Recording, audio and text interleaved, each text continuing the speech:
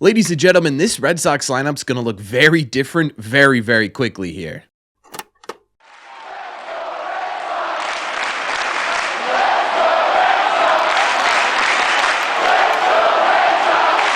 What is going on, everybody? Welcome back to Red Seat Radio. My name is Corbin, and thank you very much for clicking on this video.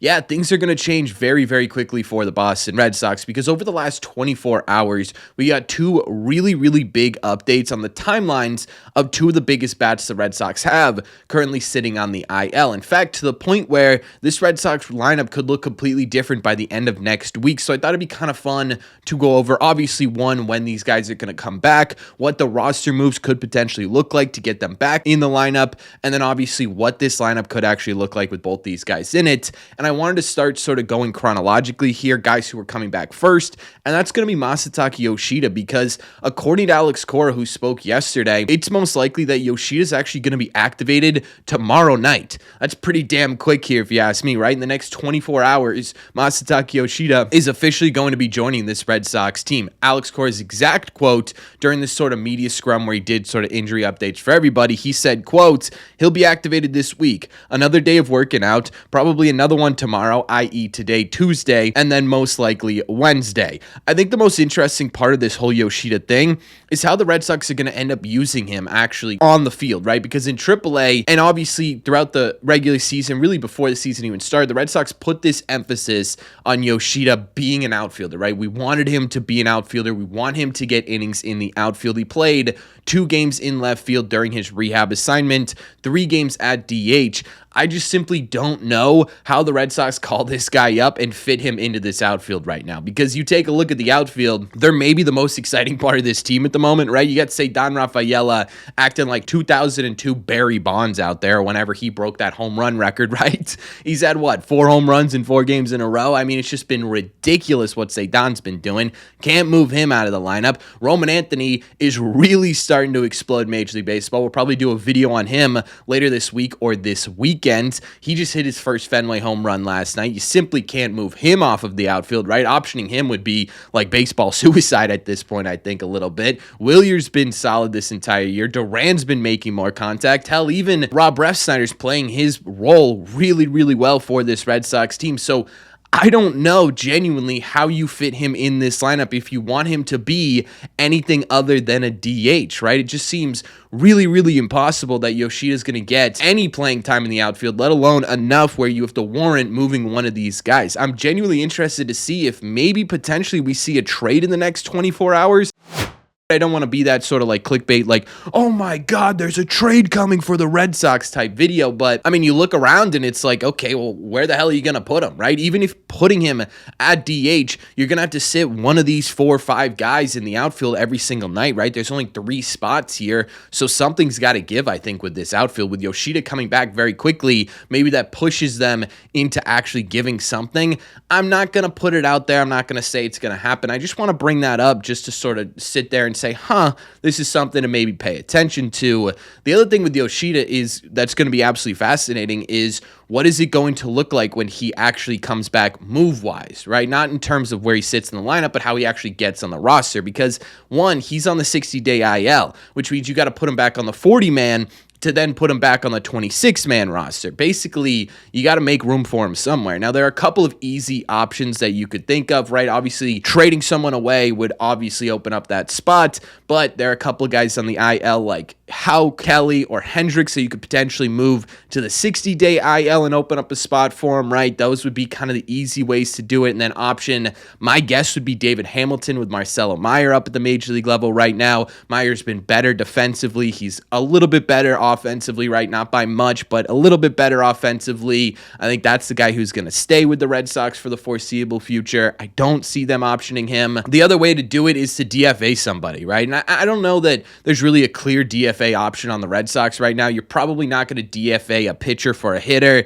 Just doesn't make a ton of sense with the way baseball works nowadays, which kind of leaves Really, like Von Grissom or Nick Sogard. I mean, I suppose you could DFA David Hamilton. I don't think that's going to happen, right? He's still valuable as sort of a depth piece for the Red Sox. There's no reason to DFA Toro or Romy or Eaton, right? So I don't know. There's not really a ton of options there. In terms of actually getting him on the 26 man, that's easy, right? You got a couple of guys with options. You got Eaton, you got Hamilton, and I suppose you got Meyer as well. You just pick and choose from one of those three, and that's how you're going to get him on the 26 man. The 40 man is going to be really interesting. Basically, what I'm saying here is, again, you talk about, oh my God, there's big changes coming. There's big changes coming in the lineup and on the roster itself. Something's got to give in the next 24 hours. So it's going to be an interesting day tomorrow. Obviously, we'll cover it all here. But either way, I'm excited to get Masa back. Even if he is who he was last year, you're talking about a guy with a mid to high 700 OPS, an above average OPS plus, a guy who had, on pace for 85, 90 RBIs. He was on pace for 15, 16 home runs, couple of doubles mixed in there. He's a difficult guy to strike out. He's a veteran presence in your lineup, and I don't think it's going to take him a crazy long time to adjust to major league pitching. The dude's one, a natural hitter, right? That's the reason the Red Sox even signed him. But two, he's been able to hit basically the entirety of his rehab assignment. He has been hitting the entirety of his rehab assignment. So I'm not entirely convinced that it's going to take him a while to figure things out at the plate. I'm just excited to see Masa back in this lineup.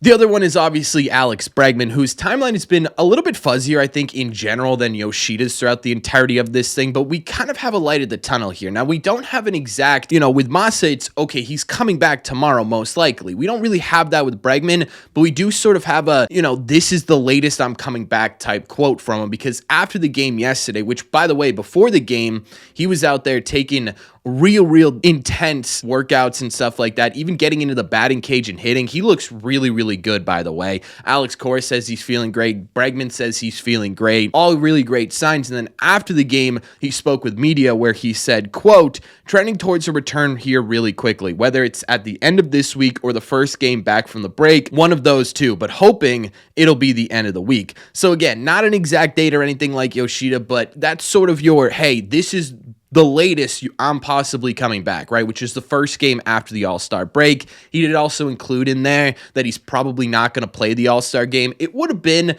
objectively funny if his very first game back in Major League Baseball after, a 2-month hiatus was to play for the AL All-Stars.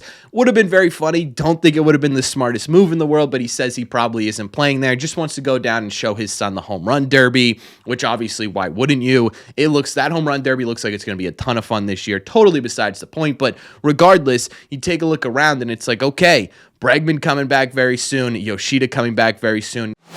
Now, in terms of trying to get him back onto the roster, this one's a much easier conversation to have, right? He's not coming into a crowded third base. He's not on the 60-day IL. He's only in the 10-day IL. So really all they got to do is make room for him on the 26-man roster, and that should be pretty easy. Again, we mentioned it, right? Eaton, Hamilton, Meyer, they all have options that they could just kind of send him down to AAA and say, thanks for your service while Bregman was gone. If we need you, we'll call you back up type conversation, right? My guess here is that it's Nate Eaton. As much as I like Nate Eaton, as much as I think he's actually a really solid bench piece for the Red Sox, I mean, come on, right? Bregman or Eaton, I'm taking Bregman every single day of the week. So that's who I'm guessing is probably going to end up being the move for Alex Bregman. But I don't know. I'm sitting here. I'm excited about this one, right? I assume most of you guys are excited about this one as well. I mean, just thinking about the idea of putting in a guy who was hitting .299 with a .385 on base percentage and a .553 slug for a .938 OPS into this lineup with the way they're hitting right now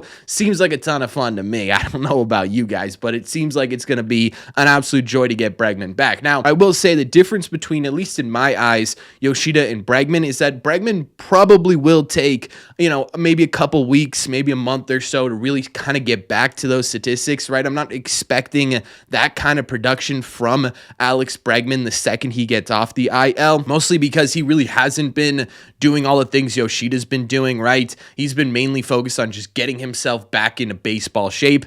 Doesn't even sound like he's going to be on a rehab assignment at all. Maybe he gets a game. Honestly, I kind of doubt it, right? It's kind of sounding like he's just going to come back and rejoin the Boston Red Sox. So I definitely could see a little bit of like, a week or so of just simply getting himself back into baseball shape as opposed to just being athletic again. So, a little bit of patience here with Bregman is probably warranted. But again, you're probably looking at maximum here, the first game back from the All-Star break, potentially here this weekend against the Tampa Bay Rays, and all of a sudden, your lineup looks a whole lot different. So let's take a look at what a potential lineup could look like by the end of next week.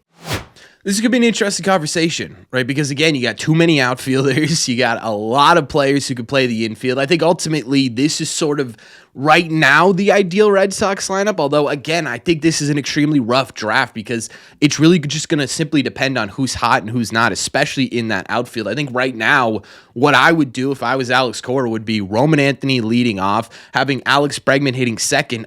I guess you go Wilyer Abreu third. I think you could possibly switch that, right? Maybe make it Duran lead off, Roman Anthony hitting third. Regardless, I think that's sort of your 1, 2, 3 right now, a mix of those four guys. You got Story in the 4 slot, but again, you can move him around a little bit. Yoshida in the 5, Narvaez in the 6. If it's Wong, drop him down to the 8th, potentially 9th, right?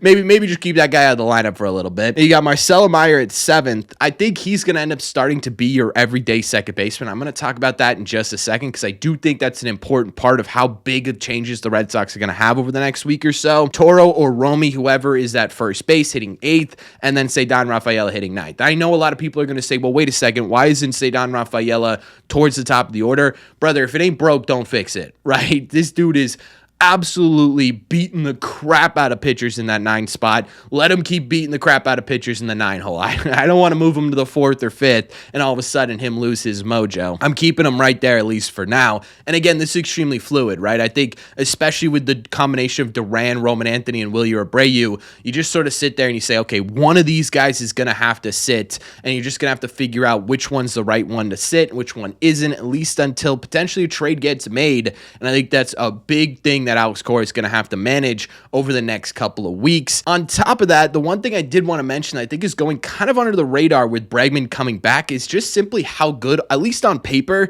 this Red Sox infield defense is going to look very quickly here, right? Because all of a sudden it becomes Alex Bregman at third base, Trevor Story at shortstop, and again, I would assume it'd be Meyer at second base. It could potentially be David Hamilton, I suppose, but I would venture to guess it's going to be Meyer, and then Abraham Toro most likely getting the most reps over at first base unless there's a tough lefty on the mound. That's a really, really solid infield defense for the Boston Red Sox. We talk about how are they going to fix their defense.